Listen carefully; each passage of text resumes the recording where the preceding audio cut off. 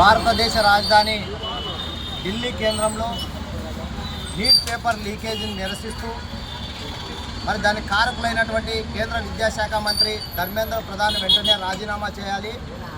మరియు neat paper leakage భరించలేక ఎంతో నష్టపోయినటువంటి విద్యార్థులు దాదాపు 20 మంది దాకా చనిపోవడం కూడా జరిగింది. మరి ఆ కుటుంబాలకి ₹1 కోటి చొప్పున ఎక్స్గ్రేషియా చెల్లించాలని మరియు నీట్ పేపర్ లీకేజీకి బాధ్యులైనటువంటి వారిపై కఠిన చర్యలు తీసుకోవాలని చెప్పి ఇప్పటికి దాదాపు 26 రోజులుగా జంతర్ మంతర్ దగ్గర విద్యార్థుల తల్లిదండ్రులు, ప్రజలు, ప్రజాస్వామికవాదులు, అభ్యుదయవాదులంతా పెద్ద ఎత్తున ఆందోళన కార్యక్రమం చేపట్టడం మనం చూస్తూనే ఉన్నాం.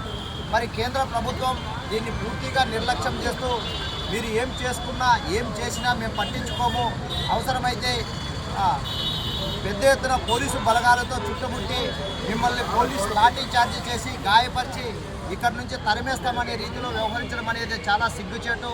మరి ప్రధానమంత్రి నరేంద్ర మోడీ గారు కూడా ఇప్పటి వరకు నోరు మెదపకపోవడం అనేది కూడా చాలా ఆశ్చర్యానికి లోను చేస్తుంది. మరి ఇప్పటికైనా కేంద్ర ప్రభుత్వం వెంటనే ధర్మేంద్ర ప్రధాన్ని పూర్తిగా మంత్రివర్గం నుంచి తొలగించాలి, నీట్ పేపర్ లీకేజ్ బాధ్యులపై కఠిన చర్యలు తీసుకోవాలని చెప్పేసి ఈరోజు తెలుగు రాష్ట్రాల్లో విద్యార్థి సంఘాలు, విద్యా సంస్థల బంద్కు పిలుపునివ్వడం జరిగింది. మరి ఆ విద్యార్థి సంఘాలకు మేము సంఘీభావంగా ఈరోజు వాళ్ళ బంద్కు సంపూర్ణ మద్దతు తెలియజేస్తూ ప్రత్యక్షంగా పాల్గొనడం జరుగుతుంది.